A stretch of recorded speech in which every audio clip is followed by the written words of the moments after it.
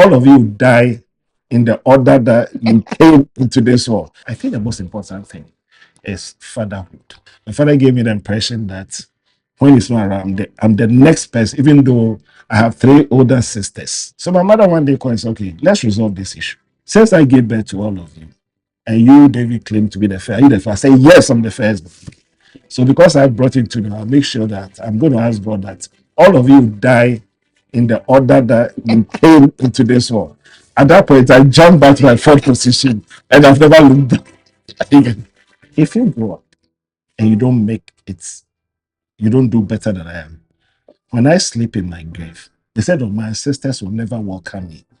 When I die and I'm going to be hooting at me and I'll never know peace and I'll be rolling and turn off. However, if you're able to make it just like what I have done, my father was quite okay. Then when I get my ancestors will be like, okay, you've done well, come and lie them, but I'll not be happy they were. But if you do better than me, then when I'm going, my ancestors they'll be trumpet and dancing, welcome me. So which one do I want him to have when he dies? In a world where titles often define the man, Dr. David Kelvin Amoo-Osae Jr. has built a legacy that goes far beyond them. An entrepreneur, a strategist, and a visionary. He is the force behind Movie House Plaza, a brand that has redefined private cinema experiences across Ghana, commanding a dominant position in its space. But his story isn't just about business successes, it's about depth. From executive education at Harvard and CEIBS to earning a doctorate in business leadership with award-winning research on organizational effectiveness, his journey reflects a relentless commitment to growth, learning, and impact. Across industries, he has shaped brands, led teams, and built ventures. Yet, his most profound influence is felt in the lives of those he has touched. From renovating hospitals and schools to supporting the next generation through education, his approach to leadership is rooted in purpose and responsibility. A builder of systems, a driver of change, and a firm believer in creating wealth with meaning. His is a story of ambition guided by impact. Today, we step into the real-life executive diary of Dr. David Amoo-Osae Jr.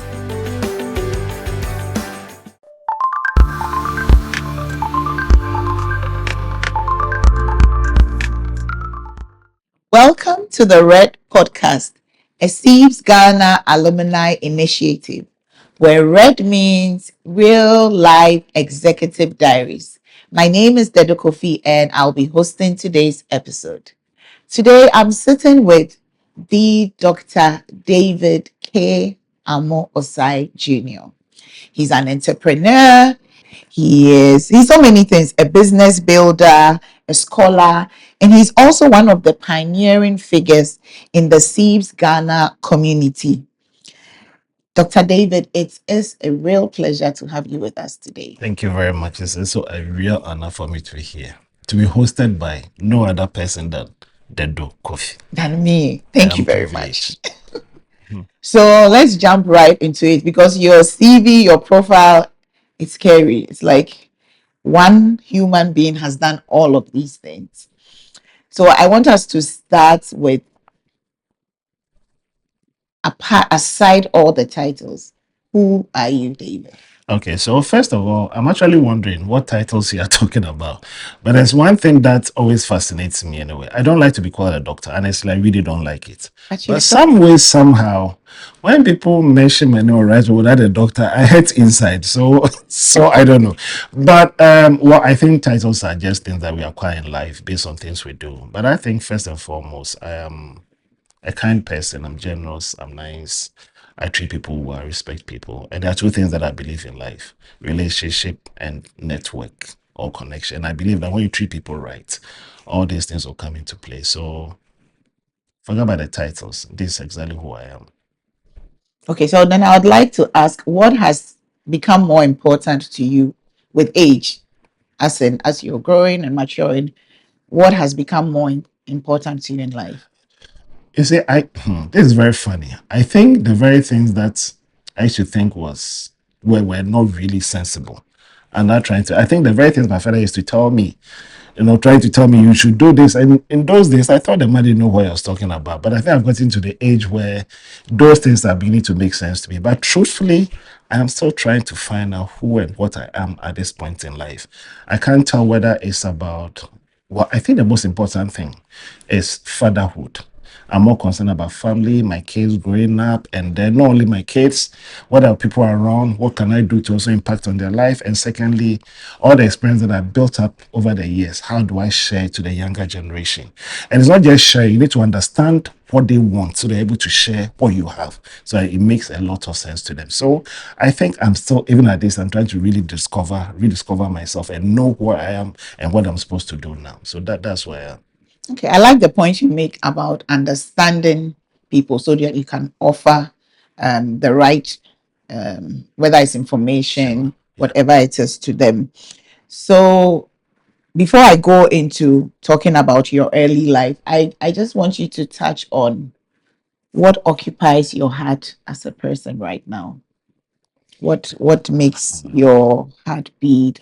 What do you think about? What keeps you up at night in general? Once again, I don't know whether it's also the age. I'm 53, so I don't know whether it's also the age, but I think I worry so much about my kids, my family, what will I be when I'm not around, and I think my wife even complains a lot that I'm letting this thing stress me, and that they'll find their feet, and all I have to do is to make sure that I do all the right things, best of education, right discipline, shape them properly, tell them, let them know what the future is, all the things they have to do, and everything will well. And again, it's not only just about my kids, but it's about everybody around me. Okay, I think that's what keeps me up at night. Not really about work, not really about anything, and maybe trying to stay young, healthy, and fit so that I'm able to see how my kids are going to turn up in the next 20, 30 years, or everything that I've planted, business, impacted on all that. How is it going to turn out to be in 20, 30 years? And would I be proud when I see those things? I think these are the things that really keep me. So what would you say? Why? I'm trying to go into the Yeah. reason why. Is it because you want them to have a certain life, or you want, and so when you think about it, you're worried that would that be the case? Okay. So let's go back into. So I came from an environment where I used not to worry about anything, and then without any warning, I started worrying about everything. Okay, and I'm always afraid of the Can you unknown. explain that? I'll come to. I'm always afraid of the unknown. I think that's my problem. Okay. If something happens, I'll take care of it. But when the thing is about to happen, I worry so much. But when it happens, I'll take absolute control and run. So let me just go back. So I grew up in a family, a very wealthy family. Everything was at disposal. So just to take us to school. Life was very comfortable. And then just one night, overnight, everything went away. I can't go into that, it's a bit political. But I woke up one day and we had to find ourselves in a family home, all of us crammed in one room and all that. And from that day, I never looked back. So I'm always afraid of the unknown. I'm always afraid. Those are the things I worry about. The kind of things I worry about, I know a lot of people don't worry about those things. People are worried about how to pay fees, how to do this, how to get this. I don't worry about those things. Because I'm thinking that with what you have been able to achieve, that shouldn't be a worry now. But it's interesting to see It that is. that is Yes. still something that Yeah. you worried about. You worry about. So David, what I know you a little bit because of advertising, knowing that you were in that industry, and that's so many years ago. Yes. I want you to share with us because you know the people listening are leaders, and it's leaders within the alumni as well as other leaders. I want you to share with us what your work in communication, working with multinationals, what did it teach you about people? Okay. So I think whatever I am today, or whatever I'll be, or whatever impact or legacy I leave behind, my 10 years in advertising accounts for every single thing. We're very young set of people, very young. As he was very young, Danchuk Jr. may so rest in peace, or Nete, Bob Henson, Abo, Keneta, very young people. We're very, what's the word? We used to call ourselves musical youth, very youthful exuberance, wanted to achieve everything. And one of the things we learned very early was that If everybody sleeps, if everybody runs the day for 24 hours, we have to make sure I run the day for 30 hours. So we spend 30 hours in a day. So one of the simple things we used to do is that when everybody closes at work, 5 p.m., 6 p.m., we close work at 11 p.m. because we want to stay over and go over and over and over and over and make sure we are ready for the next day. It taught me something very important in life. So every time I must have a plan B, a plan A, a plan B, a plan C, a plan D, and a plan. So if A fails, B is a backup. If B fails, C is a backup. Another thing that we also learned was paying attention to detail. I think that is where most businesses or people fail. So we will make sure we cross the T's, we dot the I's, every single thing. We go over again and again. So once you start doing this, you keep identifying all the mistakes and be correcting them and all that. So every time we get up and go and sit in front of clients, we know exactly what we are doing. And one of the things that also shaped our lives and shaped me completely, there are two things that really in my business life, there are two key things: leadership and marketing. And I learned this marketing thing from Originate. And it's basically say, what is marketing? Find out what people want. Give it to them in ways that they'll be very happy and they'll come back to you again and again and again. Please So repeat first that. thing, Marketing is finding out what people want. finding what people want. Giving it to them in Giving it ways to that them. they'll be excited, amazed, and they'll keep coming back to you again and again and again. And again is the profit and profit and profit. So we could all be selling tomatoes, but there are a few things I could do to mine that would let customers. And one very thing that we also learned, and I was very happy when you got it right. We learned very early to learn how to mention people's name right. If you mention my name right, you get my attention. So in all this, and what we try to do is when I meet anybody, because we deal with customers all the time, in the first 5 minutes, we are taught how to assess you, how to find out everything about you. So before I come and sit in front of you, I've done thorough research about who you are, what you like, what you don't like doing, the kind of perfume you wear, what we do, all those things. So when I'm having conversation, it's like I've known you for years. I'm able to get into a system where you start trusting me because you're comfortable with me. Once you're comfortable with me, you trust anything I say. And once you trust anything I say, you automatically buy whatever I'm offering. And once you buy, I make sure I impress you. And once I impress you, it's a cycle. You keep coming back to me Again and And again. that's again and again. That's why I think a lot of people lose out. Right. Original Science as international brands, we dealt with international brand companies and all those things. And we never fail. I think we're the most awarded agency in Ghana. So for me, it shaped it. And then I also moved from the client service department. We call that client service to something called below the line market. Below the market is the print collateral and all those things. So it taught me how to do perfect lining, how to symmetry. You have to, things must align a certain way, all those things. So every time when I'm working with a graphic design, I'm behind them. Shape, this thing is not like I put rulers, they know me and all that. I'm very good with color combination and all this. And this thing will show in some of the things we do, newsletter and all, even design.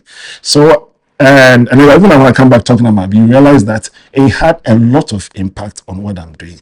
Originate advertising, marketing, communication. I work with the very best people in the industry, and I'm happy to say that transformed me and made me who I am today. Okay, great. I want to just dive into what we see as marketing today, because I like the fact, there's a psychology, knowing people and giving them what they want. But now with technology, with social media, with AI, what would you say when it comes to marketing? To anybody who's trying to, because everyone's going to be like, I have to use AI to market. How do I even use it? Social media, all of these things. Is there something that's basic and fundamental you can tell any leader, business owner, corporate person that if you want to get your marketing right, this is it? Very simple. But before I do that, let me go to 3 different orientation of marketing. We have the selling orientation, the production orientation, the marketing orientation. Let me try. The selling, production, and marketing. Okay. And I'll come back to what I think is the problem with the current marketers or people's understanding of marketing. So production orientation basically says produce, they will buy. You don't care about anybody. That's why you see a lot of fake Gucci design bodies were produced in thousands. People will buy They don't care about who is buying. They will have the selling orientation, and I feel that is now becoming the norm. I'll explain that. Selling orientation basically means that force the person to buy. Okay. Force it. Whatever you say, you can lie, you can cajole, you can do anything. Just let the person. If it doesn't come tomorrow, you don't care. Move to the next person. And we usually say that's the Chinese style of marketing. But even the Chinese, they've not changed the system. And that's why they are doing way better than doing. Marketing orientation is what I say. You find out people want. There's a lot of personal touches, personal emotion over here. Find out what they want, give it to them, and let them be happy. They come back to you again. Now, what we see now with and again, if you look at the marketing orientation, it has a lot of personal touch. What we have now, the AI, there's no personal touch. It's more trying to find out what is in your head, what is most likely that you need, and let me give it to you. So it's more assumptions. And you know what they say about assume? Yeah. Anytime you assume, you make an ass out of you and me. So basically, current marketing that I see is more like a form of advert. People don't even understand. What's marketing? So advertise your goods and let people come and buy. But those who are doing well are those who spend. We have something called the R&D, the research. They spend millions and millions of dollars, thousands and man hours to find out what people truly, genuinely want, and you give it to them. So you have what I see is that a lot of people, everybody is selling. So I can go and buy this shirt. Oh, very nice, but I don't like the neck size or the neck. Are you getting it? Because the person assumed that this is what I'm wearing, so this is what I would like. However, once I take my time to understand, you find out what you want. I'm even able to advise that you wear this particular bow tie. It's good. You like green, but have you tried turquoise blue or something? Because I've taken my time to know, I add value. So basically, for those who are doing very well, aside the personal touch, you must add value. How do you get the value? You must understand what you have, what you are selling. How do you understand those things? You must have a lot of knowledge behind. How do you acquire that knowledge? The other things you have to do. So we'll get there. Thank you. This one there's like a whole master class. Okay. Right. David, let's get into your switch into Dr. David. I have to put some. Let's get into your switch into entrepreneurship, because you did all of these things, working with Originate. And so what did you always think you were going to go into entrepreneurship? And at what point did you realize that you wanted to build something of your own? Okay. So then again, I probably still have to go back into some of my earlier life experience. There's something people take for granted, but I call it spoken words. Spoken words. And I try to encourage leaders, parents especially, to speak certain words onto their case or into their life. Okay. So when I was growing up, my father has this that I used to say all the time. He says, so I'm David Amoo-Osae Jr. Junior means I'm the first boy. My father gave me the impression that when he's not around, I'm the next person, even though I have 3 older sisters. Okay. Let me tell you a little joke. I used to fight over them. The firstborn. We used to fight. My big sister, they didn't understand. So my mother one day called and said, okay, let's resolve this issue. She gave birth to all of us. So she's going to determine who's the firstborn. I said, cool. I was very happy. He said, okay, since I gave birth to all of you, and you, David, claim to be the first. Are you the first? I say, yes, I'm the firstborn. Okay. So because I brought you into I'll make sure that I'm going to ask God that all of you die in the order that you came into this world. At that point, I jumped back to my 4th position, and I've never looked back. So my father put this into my head that I'm the leader, I'm the firstborn. And again, those days, everybody had a feeling that boys are supposed to be leading that kind of. I don't know whether my father played a lot of psychological things on me. I used to say this: if you grow up and you don't make it, you don't do better than I am. When I sleep in my grave, they said, my ancestors will never welcome me.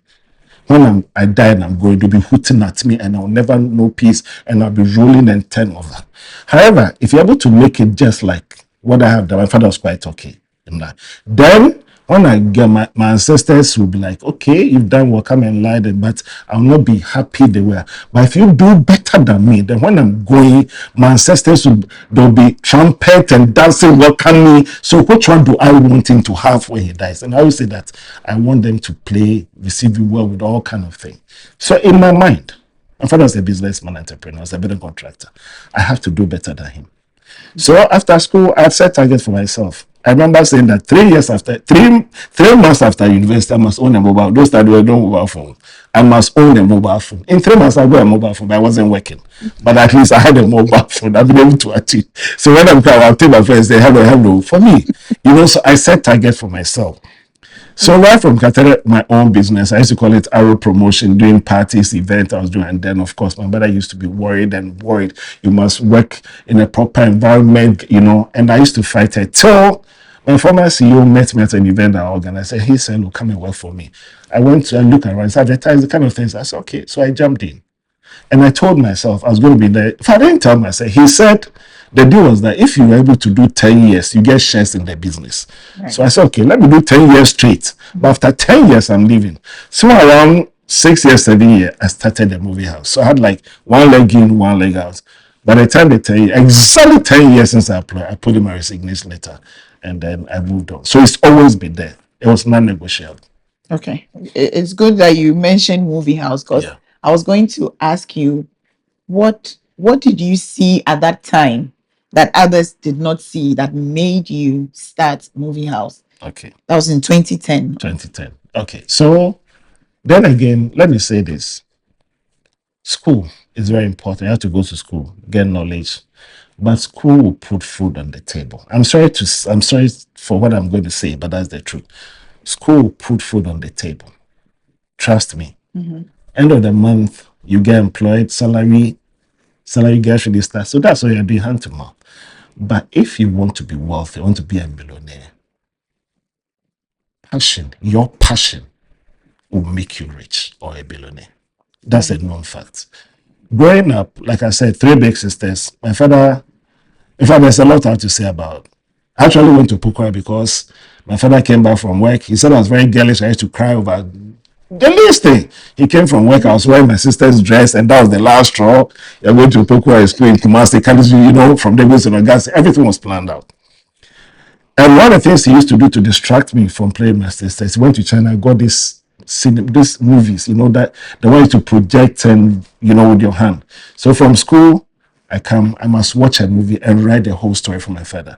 So growing up, I always want to watch movie by myself. I don't want to watch with a lot of people. I want to hear everything. I want to hear a tree, something tweak. I want to hear, that's how, even today, if I go to Suburban, Mondays, I go to Mondays, 9:30. Nobody goes to watch movie at 9:30 p.m.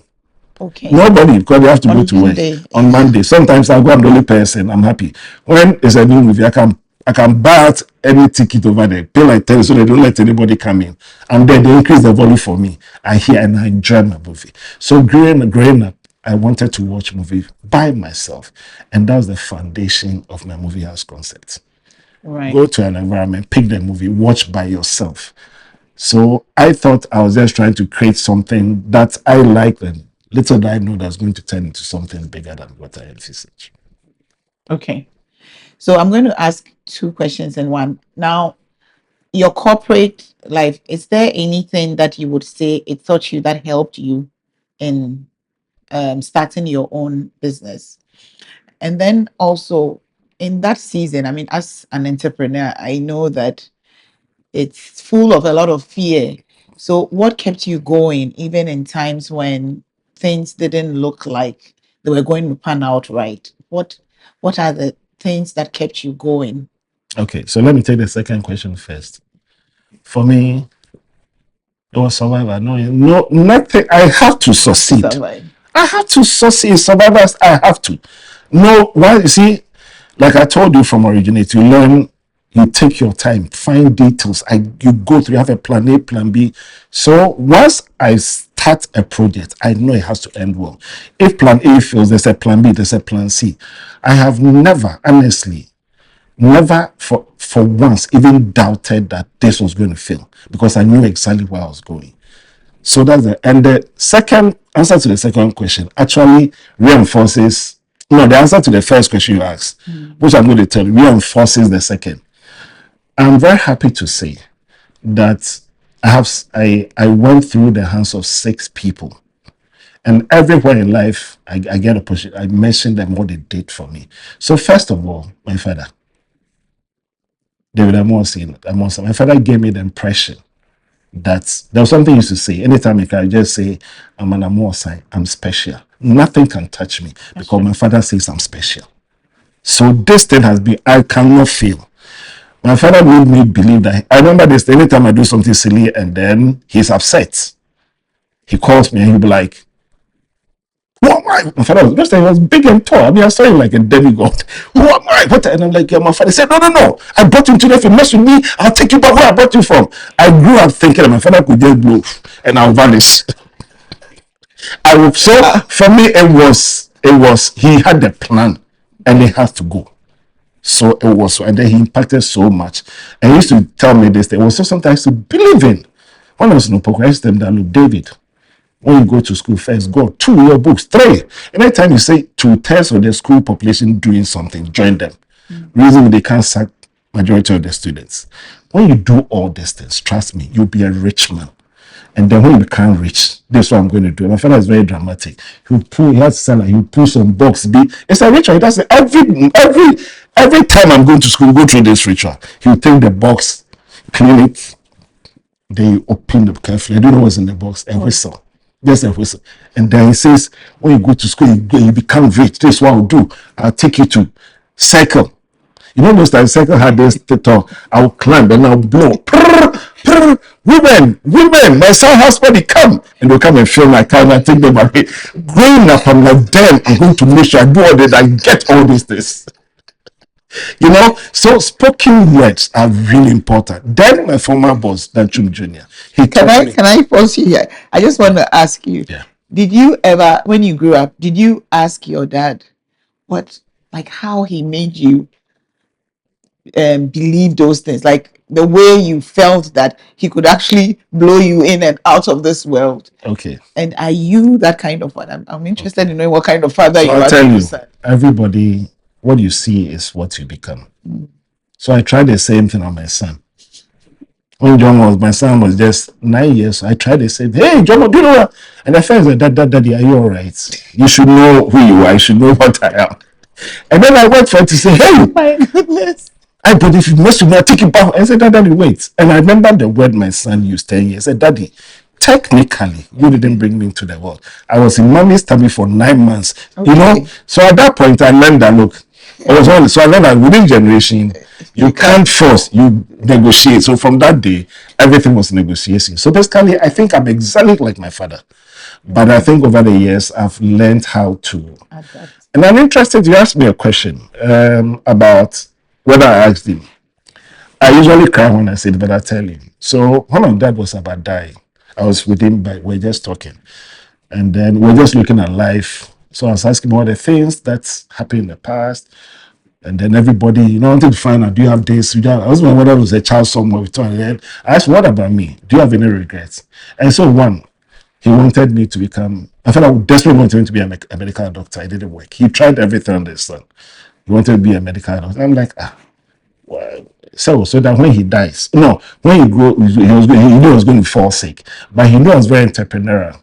So I'll probably have a big hospital, and then when he comes out, you throw his weight around. This is the father of the owner, and you get the best care. But anyway, they have, that is fine. But you go first, and say, yeah. And then we started laughing. And then he said something. He said, even if it's mortuary, Dr. Accra will take it.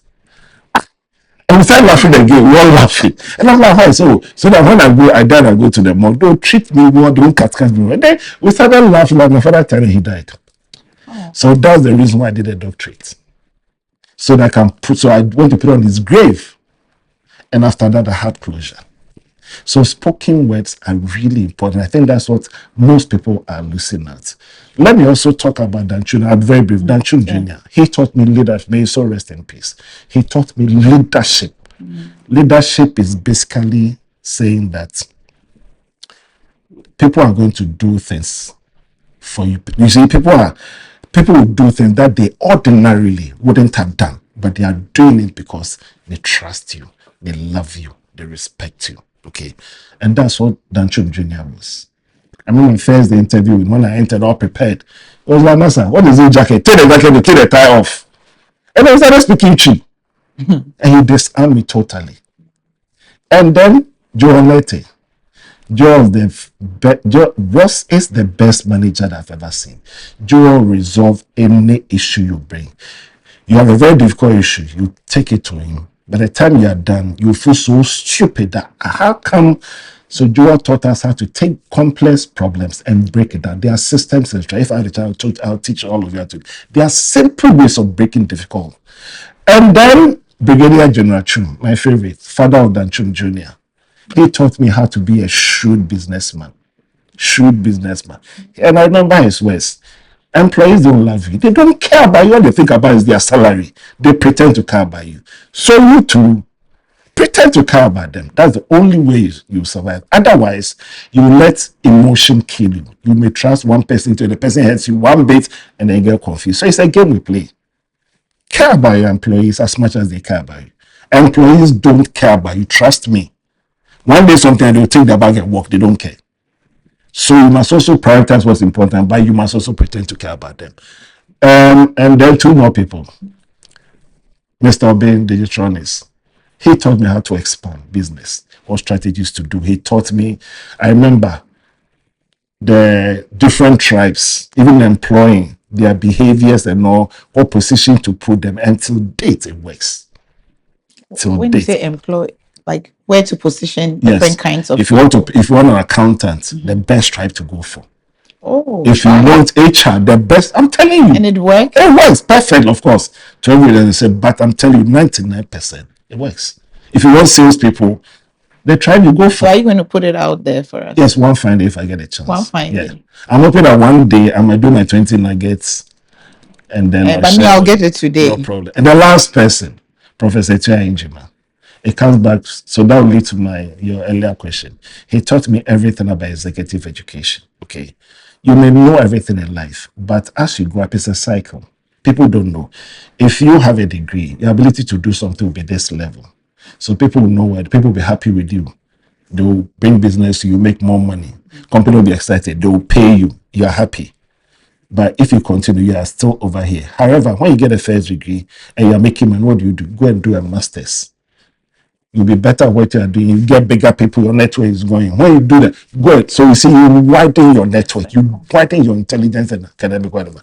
Professor trying to introduce executive. First CEIBS, gave my MBA, world class, gave international exposure and all those things. And they don't teach us, they teach us to think outside the box. In Ghana, MBA, you are taught how to think inside. And then he also introduced my doctoral program as well. So these people gave me the foundation to start the business, knowing that I have everything in place and I cannot fail. That's why I say proudly, failure was never an option for me when it comes to entrepreneurial journey. I like that. If I don't stay focused, I think we're going to spend 3 hours on this interview but let me just try and then make sure we are able to cover Sure. A lot of different things. I mean, I know today people will see the branches that you have. They're going to see the scale of the businesses that you have built. Obviously, what no one would see is all the behind the scenes and all the difficult things, the struggle that you have had to go through. But I want you to share one or two struggles that have brought you this way, so that if there's someone watching and they're going through their own struggle, sometimes we tend to think it's just me and am I okay? Why is this happening to me? At least they would know that this is the story behind this man. Okay, so I'll share just two. Okay. So the first one is what I call internal struggle nobody sees. I learned, well, maybe I was lucky to have that, but I learned very early in life. Okay. Every time I try doing something without discussing with my wife, and I mention her name everywhere I go, it fails. Every time I do so without telling her, it will fail. But when I discuss with her, she brings different angles. And you see, sometimes men tend to think that Don't discuss things with your wife or them because they but women add, you see, women add a lot of emotion to whatever they say. Your ability to separate the emotion from the substance. So men tend to look at the emotion without understand the substance behind. So they look at it and then they just throw it away. I have learned over the years that if my wife says, "Hey, this thing is risky," it means that it is very. I mean, like this thing, it will let you come in very late, like 1 a.m. All she's saying is that think about safety issues. So I have to. And I realized that every time I do that, because she knows me, she knows the inside my strength, my weakness, she's able to point out to me, if you go this way, you'll be this, if you do this. And I think my success in life has been also, these are things people don't see. They don't see the 2 a.m., 3 a.m. Sometimes we agree. We let the kids know. We'll spend like 2, 3 hours. And all the time, trust me, it never ends on a good note. We always disagree. But some way, somehow, I tend to go with hers and worse when I go with my feels. So that's what I call the internal thing nobody sees. The second one is like today, people are just seeing a beautiful podcast being, but if they had any idea, all the preparation that went behind the things that go in the people's shoes and stuff and all the things that happen, they'll be amazed. Are you getting it? But that's the beauty of leadership. And so for me, I also learned, like I said, back from originates, that to be successful, sleep less, do more work. So when everything is done, Sleep less. yes. What When less means, because the doctors will not agree. the doctors look at it from there, and now I'll tell you, I'll come to it. When everybody sleeps at 9, 10, you must sleep around 1, 2, crossing the T's, dotting the I's, Wake up at what reviewing. time? Okay, so I'm a late, I wake up late, okay, but I make sure that before I sleep, I'm prepared for the next day. Okay, so you do all those things, sometimes do research for everybody. It has to form. And there's a book that I recommend to everybody. Ken Blanca, it's called 1 Minute Manager. That's 1 minute one, manager. 1 minute. That changed my life. So before I sleep, it shows you how to do effective delegation. General manager must do in a send for, you don't give more than 4 tasks. Do this 4. I share rules and I tell everybody, report to me, give me feedback on this by 4 p.m. 4 p.m. means that if I wake up around 7, 8, I'm ready and all this. So I give them work to do. Okay. Then once they bring the feedback. So I have thought of what the things we have to do. So they wake up in the morning, they get it done. So we always do. Otherwise, I have to wake up around 7, come to work like 8, 9 before we start doing those things. So I send it to them. When they wake up and go to it, they know what to do. So always 2, 3 steps ahead of competition. Right. So these are things people do. As the leader, sleep less. And do you know why? There's something we say. Work more than you earn or you are paid, and one day you'll be paid more than you work. Today I go to the office once a week, no more than 3 hours. I'm done for the week. I sleep. My son was asked to write about his dad. The friend said, if there's sleeping competition in the world, my father will win. The other two things he said, I can't say that one. So basically, I sleep now a lot. And sometimes when you are sleeping, it gives you time to think. So basically, for me, these are the things people don't see. Okay, I wanted some clarity because,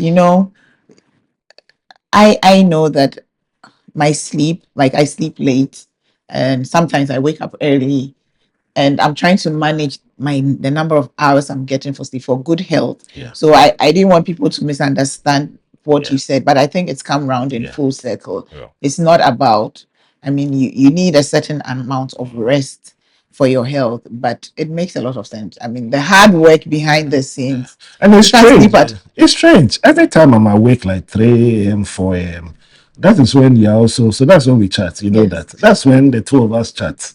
3 a.m., Yes. 4 a.m. Yeah. So sometimes we're like, this girl, what is wrong with it?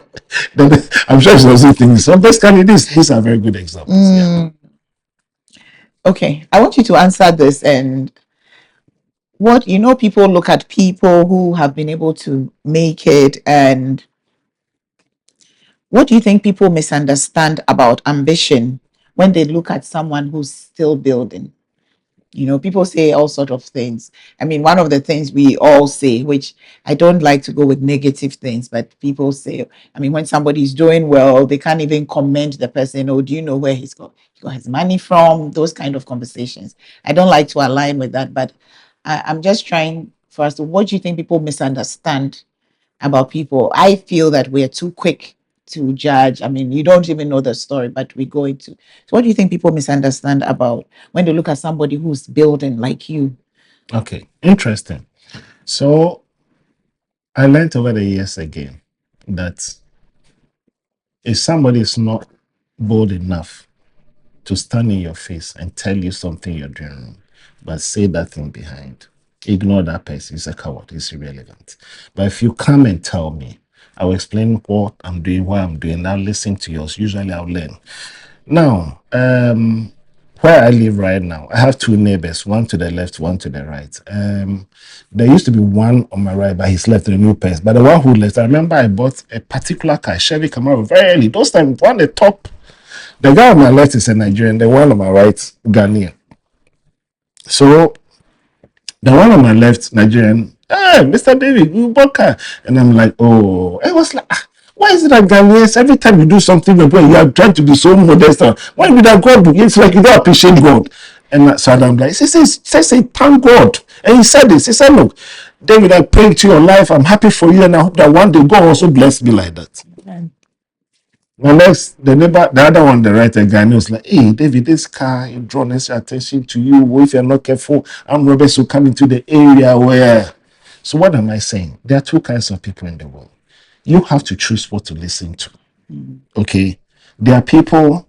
So, if I listen to this guy, if I listen to this guy, next time if I see something else I want to buy, I'm afraid to buy. So, basically, I'm living a life that the public wants me, but that's not my life. I have worked hard. I've done all the things. Why can't I do what I want to do? You understand? Yeah. So don't let, another thing I also learned with people over the years that when somebody's ability, okay, to make 1 million cedis is this high, it will take that person, let's say 2 years to make 1 million. And your ability to make that same money is this, like it takes you 1 month.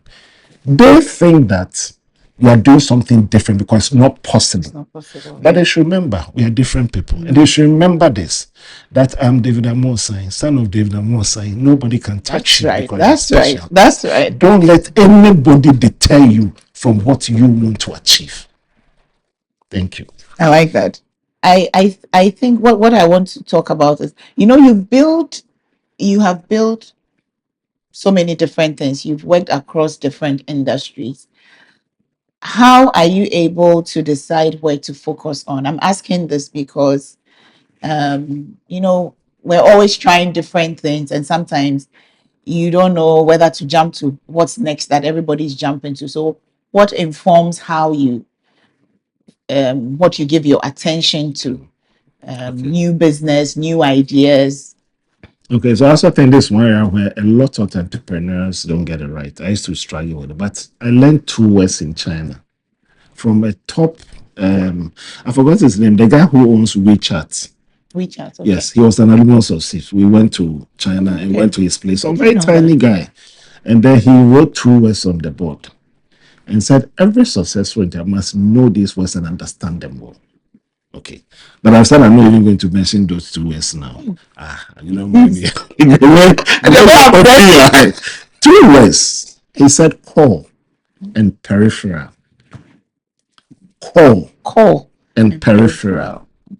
Most entrepreneurs tend to focus on the peripheral and leaving out the core. Once you know what is the core, the peripherals are the shoots on, the ads on, and sometimes you get carried out on with a branch and then you think that is it. The core business that's generating the money must create a foundation. Okay. When you see an area that's doing well, zoom into it, but don't forget the core. Don't forget the core. But the core is the foundation.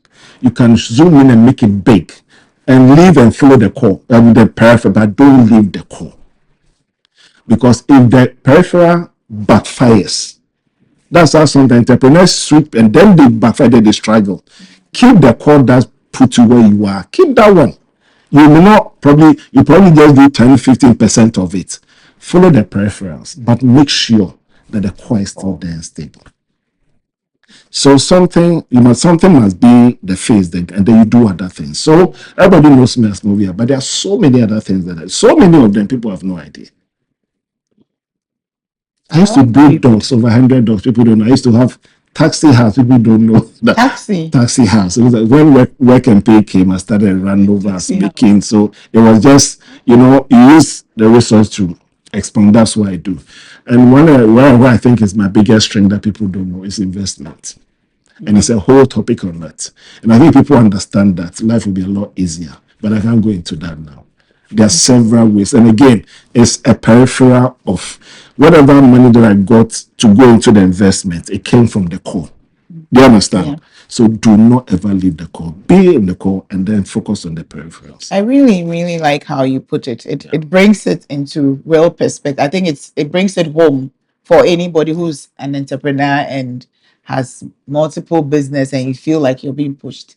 I see a lot of people now who are doing, they start over there and doing this and where they can't even tell what. Yes. Yeah. You should be able to be known for the focus on that so that every time you go, it's like you go. Yeah. It's like every time you go out, you come. When you go to the club, you come home. When you go to church, you come home. Are you getting it? Yeah. So there must be some base for you. The base. The base. Base, yeah. I like that. You started talking about investment, but obviously it's not a conversation for today. I can just talk about it briefly. Yes, but so because you speak a lot about tithing, about philanthropy. Where does that come from? Okay, so again, it's a bit personal. My wife is very strong when it comes to. She's strong. I mean, she prays a lot. She prays for you. She prays a lot, a lot. She used to joke that I'm a yo-yo prayer. She says, "That's how I pray." Yo, me and God. Yo, what's up, nigga? Charlie, I need this. So if you give it to me, I'll give you this, and that's the end. And I sleep. And she was really upset about it. So she gave me like prayer topics. So one, prayer about family. She gave me all this. So I used to write them. So when I come and I'm tired, I'm like, God, but I didn't know that prayer 1, 3 Sunday. And then I sleep. But most importantly, I was learning how to pray. I get it. Now, when it comes to tithing, is something that my wife used to fight me, pester. Right. So we had issues with case. She miscarried several times. And she was always saying that because I'm not paying tithe, that's why she was going through this. I have a whole interesting story that changed me to understanding the importance of tithes. I won't go into that story. But suffice to say, there was a day I had a big deal. The money landed in my account. 23rd, I saw the money. We went to church 31st. Wanted to impress my wife. God, the next year, any money that hits my account, I'll pay that. I was screaming. And I was very happy. Fast forward, 3rd January or 4th January, I wrote a check against the money that was in my account. The check bounced. So I called the bank. I'm like, so, yes, your check came. If I actually wrote a check on 27, we've cleared. So I knew that. So I called the bank. So your money that was a problem with the signature. So we have returned the check. But we cleared that one because we knew the source of the amount. So the check finally hit my account on the 7th of January. Do you understand? Wow. And this is me having gone to 3 different pastors. I'll mention their names. All top pastors. Trying to understand what tithe was and why I should pay from 7th January to 21st January. Pastors trying to justify why I should pay. Eventually, they all said, David, pay. I paid. In the very next month, I got a bigger thing than that. And that was this for me. And I remember I shared the money over these 3 pastors. One of them, when I gave her the check, she opened the check when they started screaming, David, can't. They said, David, even me, pastor, I would never have paid this tithe. So once you started, keep paying. And trust me, that's when everything started revolving. I don't have time, but I typically like to run everybody through my favorites. I know only 3 Bible verses in my entire life, only 3. The first one I'm sure you know, John 3:16. Everybody knows that one. So the second one is Malachi 3:8. I'll just run you through quickly. He says, God says, you stolen from me. And the people are like, how can we steal from you? He said, in tithes and offering. Offering, that word for offering is giving. He didn't say tithes or giving. And lots of people think that if you don't tithe and give the same thing, they are 2 different things. God goes further to say that because you are not paying tithes, I curse you and your whole nation. I curse your business, I curse your family, I curse everything about you. And I also want to say that bring ye the tithe into my household and try me and see. Saith the Lord of hosts, if I will not open the heavens and pour out blessings, that there may not be room enough in your house to contain it. And now for business, this is my favorite part. He says, I will rebuke the devourer for your sake, and the fruit of their hands will not fall in vain. So anybody who tries to mess with your business, I will destroy that person because you paid tithes. I really was going to, it's like you answered the question I had in mind as you were giving your submission, because I was going to say, okay, if you're supposed to tithe maybe 100 CDs and I give 200 CDs, haven't I given enough? No. I Tithing is have to different. label my Tithing is tithe, different. and Tithe is 10% of your income. And you see, I have extended mine to a very funny thing. If somebody takes me out and buys me lunch, I calculate the amount. Let me explain. I pay 10% on it. Somebody buys me shirts, I calculate 10% of it. So I don't like being invited to dinners and all those things. The good thing that people don't know is that you hardly spend your money. You get a lot of invitations, lunch, dinner, shirt, people buy because anything you pay tithe on, it will keep expanding. It's just what it brings to my mind is the fact that if you are faithful, if you cannot be faithful in the little, because when you were saying Yes. sorry, then would you be able to be faithful when you get the a money bigger? compounds? And But that's we what, tend to feel that and when that's we what get, most people struggle. yeah, Today they can pay 5,000, then they'll pay 10, then they'll pay 100. When it gets 100,000, like, how? And that's what. But you started from somewhere. And once you pay time relation you give, God will give you more so that you have more to give. There's a whole conversation that we must have yes, separately. but then the third text that I was talking, the Bible text is Malachi 5. Ecclesiastes 5:4. God says He hates people who promise and cannot fulfill. If you know you can't fulfill, don't promise. However, if you promise and you fulfill it, I, the Lord of hosts, will show you things that you haven't seen before. So don't promise I'll pay tithe and don't. That way you actually be worse off than. But if you do it, you will never. And there's something I go over the world I talk about for business and all that. And people who follow are doing extremely well. Wow, David. Okay, what does generosity do to you as a leader? I mean, Okay. what would you say it does to you? And would you say that in terms of your impact,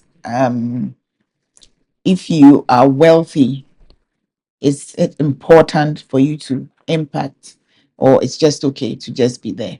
Okay. I totally disagree with if you are wealthy. Mm.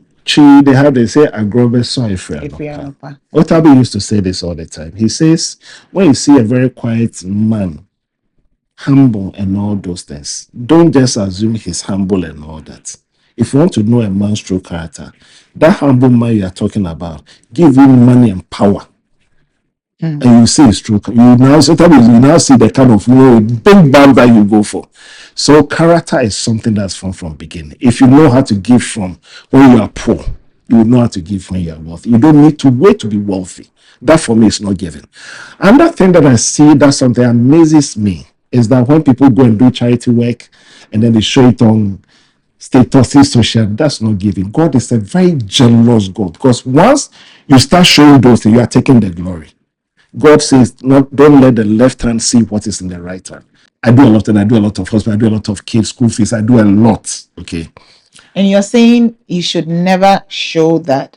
Don't show it. So what I typically do, I'm not saying you can show to encourage people to do. But what I am saying is that there are ways of doing it. Okay. So what I typically do, usually with the company, I'll tell everybody I'm commissioning at 2 p.m. I will go and commission at 11. So when you see other managers, but you will never see my face. Okay. You understand? Because there are two things. In Ghana, we are very funny. When you do charity work, a lot of people think you have money, you don't know who you do that money. GIA will come after you. Your fellow friends will come. Your workmates will come. Everybody will come and borrow money. And when they come, they think they are the only people asking you for help. Okay. You understand? The next thing is that sometimes simplicity Be simple. I didn't know this, then I got to know that very late. Okay. Anyway, so I think this is good. Giving, I don't know, giving has become a way of life. And another thing that everybody has to, I say this all the time. When you understand the concept of giving very well, God basically is looking for people who are prepared to share the wealth that He's given.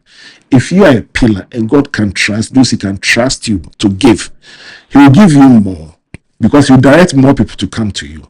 Because when you give, you don't know that you are probably an answer to a prayer to God. God will not come from heaven and come here. He will use people to open doors and all. So if giving becomes a way of life, and I live it, your instincts will always tell you when to give, where to give, who to give. There are times I can see somebody dying. I will not give her one pesewa. I'll see somebody up here, I'll give that person 20 cents because I will feel, and every time I get it right. So once you learn, and God knows that you're a giver, He will use you to do more things, but He will never let you do that without having enough for yourself as well. I think I would like us to move on and talk a little bit about leadership so we can bring this session to an end. But for sure, we will have to bring you back again and again so that we can do something. No, you don't get it right. Again and again. Okay. Really, I think we're going to have another personal podcast session after this. But I want you to talk about leadership. What inner work would you say when you look at leaders must do so that they can make their organizations thrive? Whether it's leading a corporate organization or leading your own entrepreneurial business at whichever stage, what do you think leaders must do so that they can? Okay, so let me answer it this way. I think that I'm a leadership student, so I did my doctorate, my DBN. I'm actually doing a PhD now in organizational leadership. So I've done the business, I want to do the theory. So basically, a doctor is supposed to use theories to find solutions to present day. Okay, what we do the DB was more about finding solutions. Theory will let you go and look what are the reasons that will lead to. So I want to always approach leadership from a different angle. I want to look at, there are two things you have to look at: the longevity, the period of the business, and then the environment where you operate. You need to understand the people you are working with. And then, so basically, we have in business, we have startups, we have medium to later, we have long term. You cannot use the same leadership style, and that's what we have been doing. We use the same leadership as we're expanding. We are still using it, and that's how businesses collapse. In my paper, my thesis is talking about why startups fail and what do you have to do to succeed. And it's proven. I mean, data shows that in Africa, 50% of businesses fail from conceptual level. When they conceptual, before they even take on, they have failed. Those who fail, the 50 that start, 80% of that 50 fail by year one. So the 20 of that 50 will survive. What do they do differently? And what do they have to do to survive from usually we say 1 to 3 years for less capital investment, and then 1 to 5 for heavy capital, so real estate and all that. What do they do to survive? And then we found out from my theory, if I actually came up with a theory, and I'm very happy to say, like, my book has been accepted and published and all that. If I should have brought one here, but so basically, leadership in Africa is markedly different from leadership in other areas. In Africa, we all aim towards one leader. We have the chieftaincy, the monarchical thing. That's a way of life. In Europe, obviously, they don't have that. Everybody does. So, and we also realized that all the theories, the books that were taught in this part of the world, were leadership theories, not to help Africans, but to help Western business to succeed in Africa. That's why we have a high turnover of startups in this country. So my paper found out something very important, that our part of the world, to be successful from startup, you need what we call self-protective leadership style, which is like autocratic, like monarchical. Reason being, it is your money, it is your vision, it is your investment. You are the one carrying the thing. So you must let people follow you. You should keep quiet, your way or the highway. However, you can only be successful if you have something we call strategic entrepreneurial behavior, which is you are very competent at what you are doing. So even though your staff will not be happy about your leadership style, because you are good at what you are doing and you are churning out results and making money, they tend to keep quiet and go with you, and eventually start adopting your strategies. Now, when you create a startup, the next 5 to 10 years, you must adopt a different type of leadership. And that's what we call the democratic or participative. And then after that, 10 years, we have something called transformation. So you need to, like, you need to change. Okay. That is why there's a theory, again, I wrote that theory called the full leadership strategy. I can't go into that, but basically, but you can't have one. As you start, you lead. By the business getting bigger, you try and withdraw a bit. Yeah, and it gets to a point you must get out of the business and become like the chair or the chairman or the that's of that. Yeah. So in a nutshell, this is how leadership should be in our part of the world. And that's what I use. Like I told you, I'm not involved in the business. I go to office once a week. So I manage the general manager and the CEO and the management, and then they manage everybody. And then at the middle of it, they also manage everybody. So I try to, and then I keep growing them. So if you do very, you move to the next stage. So I try to let everybody know what to do to move and all that. So how do we get access to this wealth of information that you have put in a book? Okay, so 2 things. Very interesting. So one, I'm actually writing a book. So I'm writing 2 books. One on my journey so far.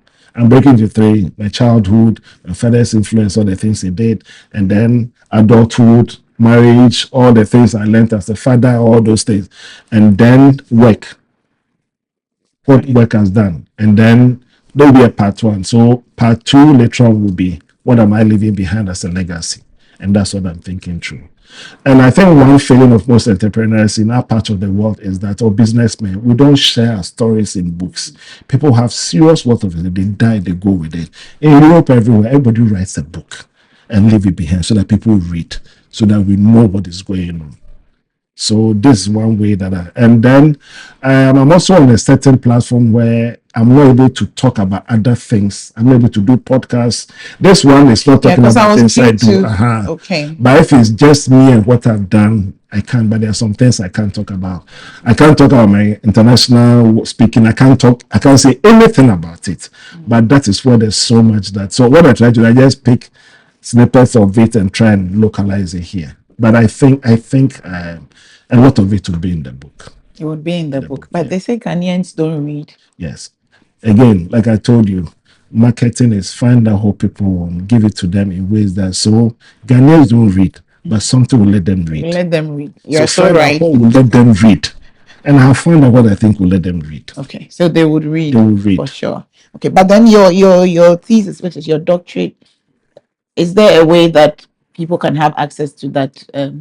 Yeah, it's on sale. It's on sale. It's been on sale. Yeah, so where so that we can. And amazing. The only problem with it, and I think I got to know very soon. I was very happy. In fact, they took the entire rights away from me. Everything. So they paid me. It's like you've been paid off. You're getting one, so you have no rights on the booking. So later I got to know from a professor that, and usually when you write books, when certain publishers write books, people go buy. But we have something there's a name I forgot, it's like category A, depending on the price. Now, book is a very nice, simple book, which should be sold like $40, $50, and all that. It's being sold for €150, out of which of so many people. Initially, I was very happy, later I got to know why. And again, I'm not supposed to, but the point is that, like you said, if you want to hire something from Africans, I'll hide it in a book. If the book is expensive, who will buy? So basically, this is a solution that's supposed to help local entrepreneurs to be successful. Their pricing is so high that we will not go and buy. They are rather buy, and it's one of the fast moving books. They are buying. I've gotten a lot of calls and all that to speak, but because they own the right, they choose to let me come or not come. Okay. You understand? All right. So basically, it's quite expensive. Okay, we'll put it but anybody on the screen so that I think it would be a good book for, especially if you are an entrepreneur building your business. And in fact, on this, because of this program, I will donate one to CEIBS Library. So thank you so much. Yeah, Red Podcast team, we're doing something good. Thank you, really, David. I want you to outline one behavior that you see leaders actually portray, and that characteristic can destroy their organization or how they are building, that we should be aware of, obviously, because you have the experience of hindsight in your business. So what do you think that leaders do that doesn't help the growth of their business? Okay, so like the first one, they need to know when to evolve, when to take a step back, when to let other people lead. Most people don't know how to let go. And I think in so doing, they still continue using the same experience they had. Some people don't even upgrade themselves to be abreast with times and all that. I know some top leaders who can't even use a laptop properly, who can't even handle, basic things. They don't understand what is going on. You will fail. So people need to know their strengths, okay? And they know when to stop and all that. Another thing is that you must be very disciplined as a person, especially for men. You come across different kinds of things, women, all those things. You must have very good and strong principles and stick by them. I have a principle that I don't pay bribe. I can go any length and pay anything just to prove a point to you. Okay, because the thing in Ghana is that when you start paying bribe, you can never stop. Because this person will come and call and go and tell the other person that you can also go. So have a principle. When you do that, even your staff is subordinates learn it, try to do it. And how do you ensure you don't pay bribe? Make sure you do all the right things properly. Right. And then I think it's also very important for leaders to understand that leading doesn't mean scream shouting or letting everybody. If you enter a place, everybody's afraid, everybody's getting up, you're not a good leader. Walk into a place, everybody behaves normal, and then, so one of the things I've always said that as you go, you take a step back and come back. People don't even notice you. So you see where, but because you've been in front, there are things you've seen. You know what the things you have to do. So you bring people and they come to the back, and now you start seeing properly from the back. Something you never saw when you were in charge. And leaders, if you don't learn that thing, you keep going very. By the time you turn, there's nothing behind you. But when you come to the back, you start showing people, sit well, do this, stand well, do this, and then you'll be pushing them. That's my whole. I like that. I mean, as you were saying this, something came. In fact, it's something that happened just today. About doing things right, and so I would let you say something about like who the environments that who you surround yourself with, because I'm doing some work for somebody who is my friend, but I would also say she's my accountability partner. I have a few friends that we try and keep each other accountable. And so she asked me to send her account details for payment, and I sent it to her. When I sent it to her, she came back and she was like, "Why are you paying money into this account when this is not the company that does this business?" I paused and it was, I'm just like, is it your business? Of course, it's her business because I have allowed that. And for me, it spoke a lot. There was a reason why, but I was happy that she could tell me in my face that I'm paying you, but this is not the account you're supposed to be paying money into. And I think that was really laudable. And I want you to speak on that. How you surround yourself with the right people and how you put yourself out so that people can give you the right feedback. Okay, so first of all, the kind of friends you keep. Okay, very important. I have 3 sets of friends. I have we call ourselves stupid boys. We do all kinds of that one. We do anything. We know ourselves. We do whatever. And then I have another set of friends, very professional. Like it's like a club. We try to support each other. Opportunity come, I throw it there. I don't have anything to. Somebody, I'll probably get a percentage. I don't need a pay, but basically helping each other. And the last one is something that most people don't know. My very core friends. My core friends are those who are above 70 years. Wow. We meet once a month. So how come you are there if you're... Okay, so that's what happened. We used to play badminton together. Atala is we're the youngest people and they are like old people. So they use us the training horses. So we just live there and then they will hit it. We cannot hit back. And then they are happy. So they always need us. Okay. And then so somehow we joined the club, became friends. And then whatever I am today again, most of especially my investment, they keep telling me their mistakes in life. keep telling me their mistakes in life. Don't do this, don't do that. And they will tell you something happened to your friend. He did this and he did that and all those things. And every one of them you pay attention to. And because there's a certain level, oh, go and talk to this man. He can help. That's his son, so they open doors for. So we must learn. I always say, keep 3 sets of friends. People who do anything, you don't need to look back. With them, you can go make it and nothing will happen. Then you have professional people that you trust each other. I'll tell you something, I can say it. So Keto Craig with the JFA chairman, he's my friend. We're friends from Dagon, good friends. When he became president, the job he gave me. He said, David, your job is always to point out all the wrongs to me. Say it as it is. There was a day I said something to him, Charlie. He cut off the line. Took him 20 minutes to call back. Are you getting it? But I'll tell you as it is. And because of that, we still keep that good relationship. And then have people that that these are like my backbone. They always tell you, do this and do that. It's very important. And that thing that I was saying, well, that's not like leadership. And maybe when you've accomplished a lot of things, there's simplicity. And I always use this joke that every time that I'm a plane, I'm going to board a plane at the boarding gate. I look at people and I can tell who will be in economy, who will be in business class, who will be in first class.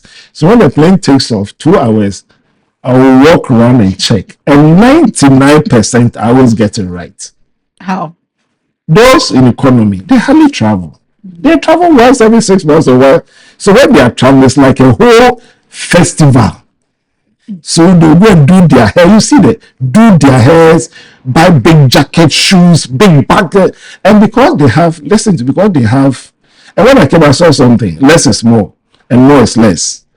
So because they hardly travel, or of course, economy, we have only 23 kg times 2. And because they are traveling, let everybody know they are traveling. So bring this, so they always have a lot of load. So you see them holding their hand luggage, a backpack. So when they are standing over, they are like this, plenty. Business class, they will typically wear jeans, sneaker, jackets, holding their briefcase. And every time they have like a luggage, they have a laptop bag.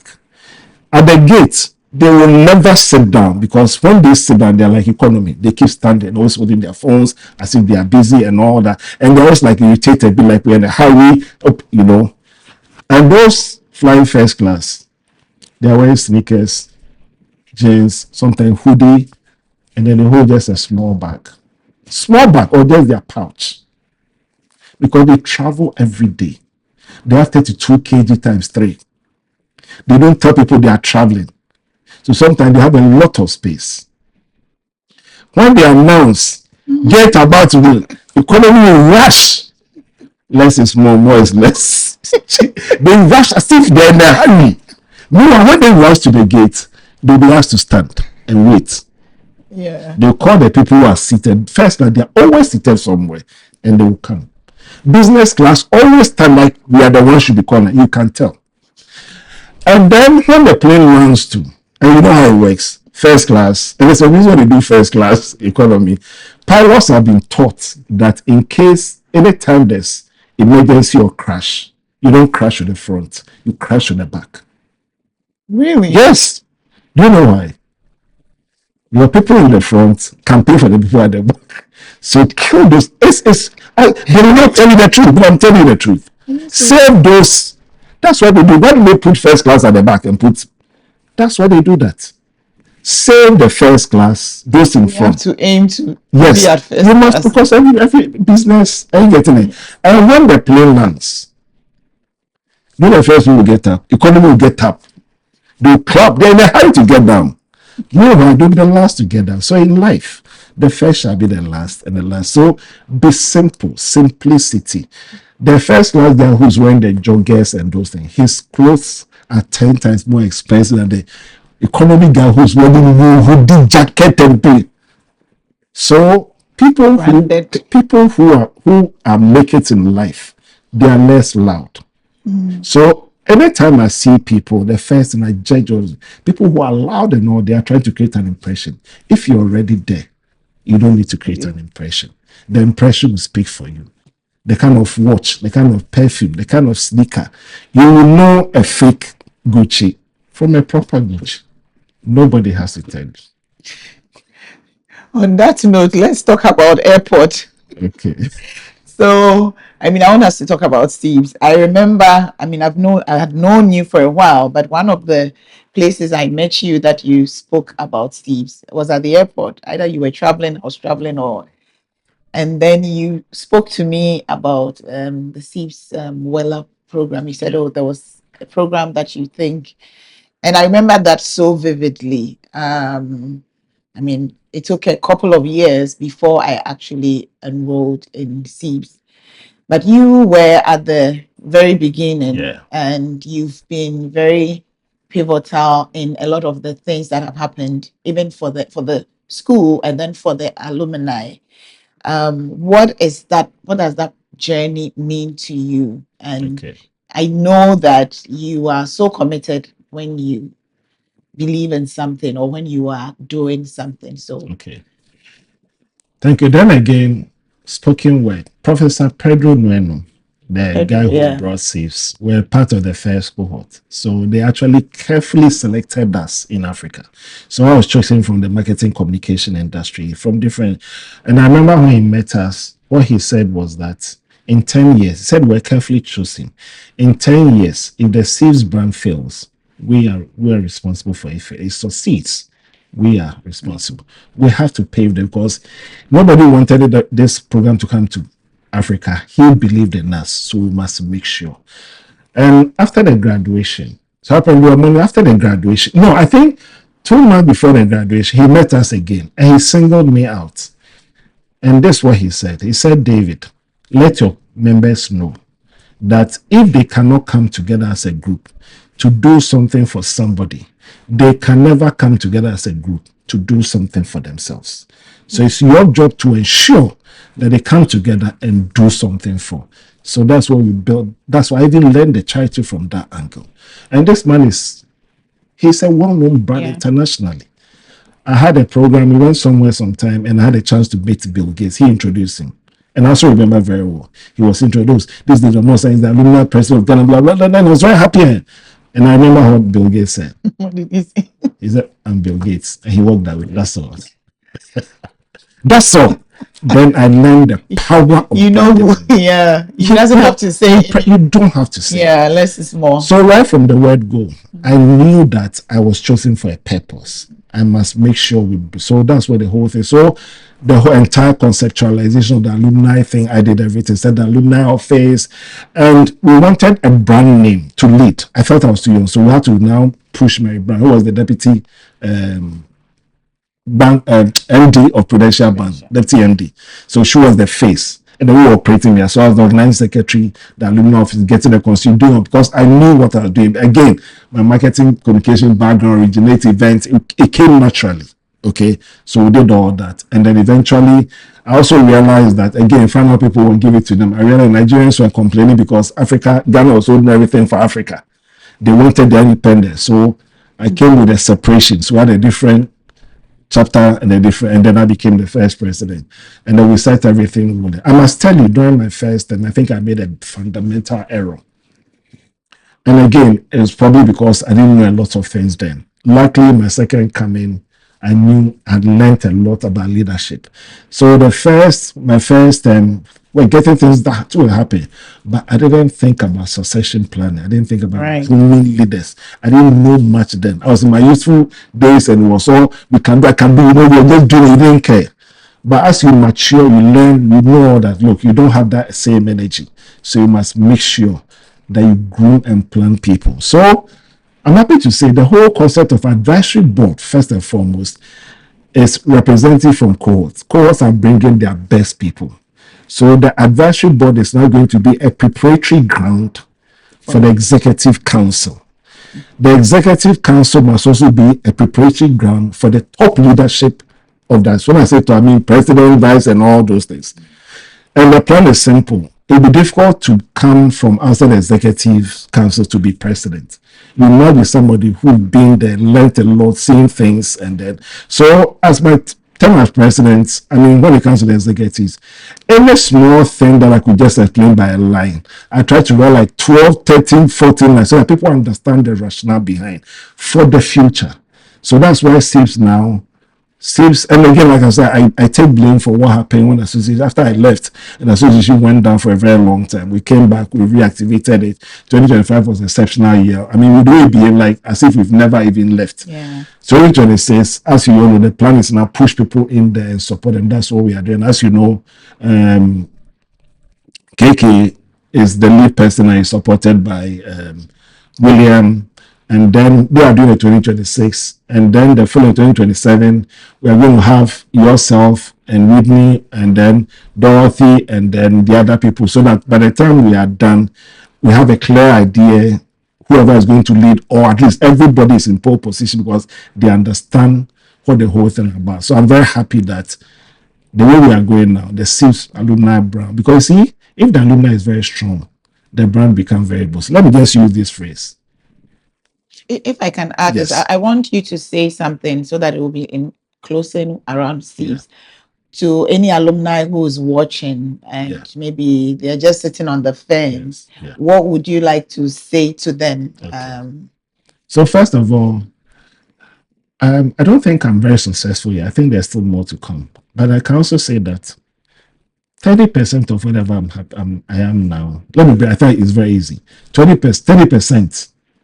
I need to be careful because my wife watches. Okay, so 50% of what I am was my wife. Yes, my wife. She made me 50%. Okay. And the extra 50, 25%, my employment originates, all the things I learned, and then the other 25, I'll give it to CEIBS. Right. CEIBS showed me so many things. And then I bought into the brand so much so that even when we went to Harvard for a program and people were buying the Harvard souvenirs, I couldn't even buy one because I felt I'm a CEIBS, they call it top brand. Why should I go and buy another brand? I did this for 2 years and I'm doing this for like a month or two.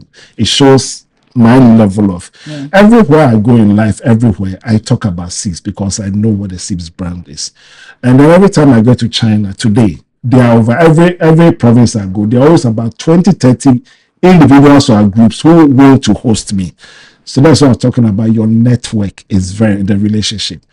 Some monies that I make is also CEIBSers who want to do something in Africa. Somebody recommends me, I open doors for them, I take my commission and all that. So I know what the CEIBS brand. I think we are powerful, but we are not actually getting it. Again, if the alumni is very attractive, then people want to be part. That's why 2025, our whole plan is forget about dues. Let's go out and show them what we are capable of doing. And as you saw, the latter part, everybody paid you. So we're on the right path, okay? The only thing I tell everybody is that don't wait to have a problem before you see them pause. I see it every time. I see people calling me when they are in need. And the first thing I ask them, have you paid dues? No, go and pay dues and bring the problem. So they go and pay dues, they bring and they will solve the problem.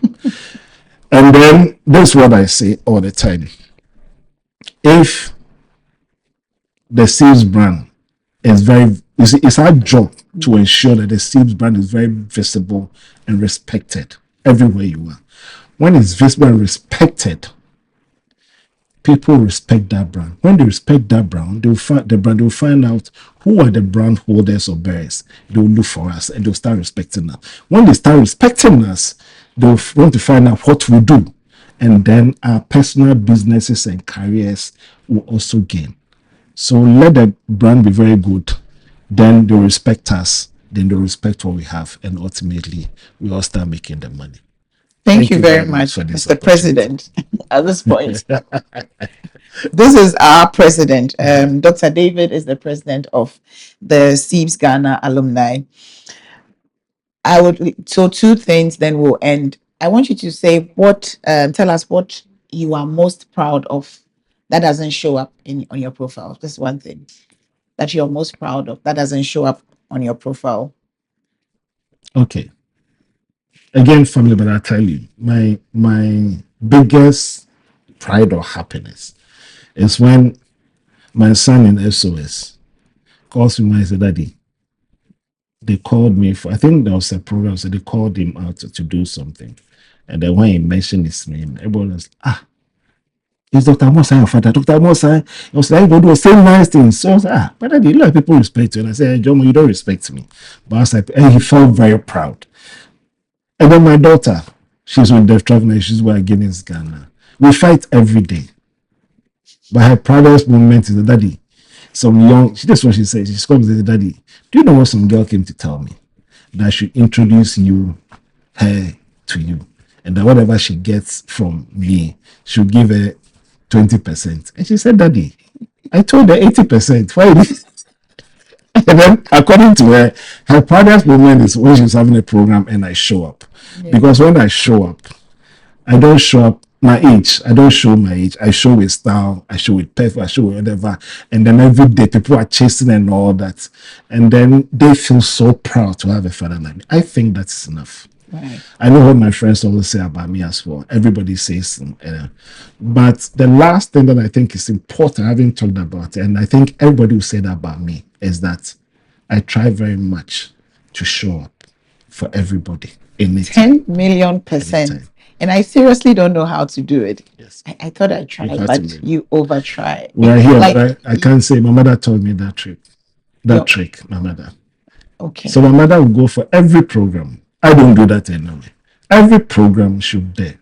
My mother will not spend more than 15 minutes at that program. But in that 15 minutes, she'll quarrel and fight with everybody and shout and scream, everybody. And then she's off. But I remember she said, you must show up for people every single time. I like that. I like that. As we're closing, what is the legacy that you would want? What would you like your legacy to look like? This is a very difficult question. I haven't honestly thought about it. But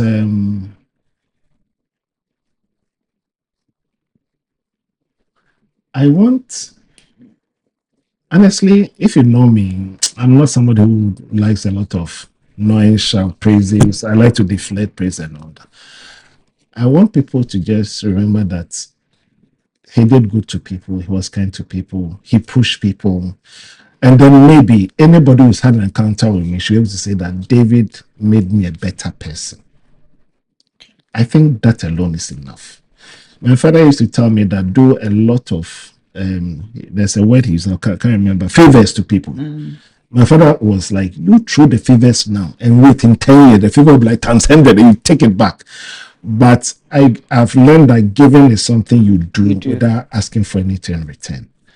And I believe in law of karma, that whilst I do good to a lot of people, even if I don't get it back, it's my children and my grandchildren or whatever. So for me, I just want to remember it for being good to people and improving or impacting people's life positively. That will show in whatever they do later on. Amen. That alone is fine for me. Okay, so to wrap up everything, I want you to give one line. Just this one is just one line that you would leave in your executive diary for the next generation. I wanted to ask you about what you would tell your younger self. So you can put all of that in this one liner that you put in your executive diary for the next generation. One sentence. Take care of yourself as best as you can. That's the shortest sentence, David, from you. I like that. Take care of yourself. So take care of yourself. On that note, it's been a pleasure having you, Dr. David. And for sure, we're going to have a round 2 and possibly a 3. Thank you so much for joining us and listening in to the Red Podcast. We'll see you in the next episode.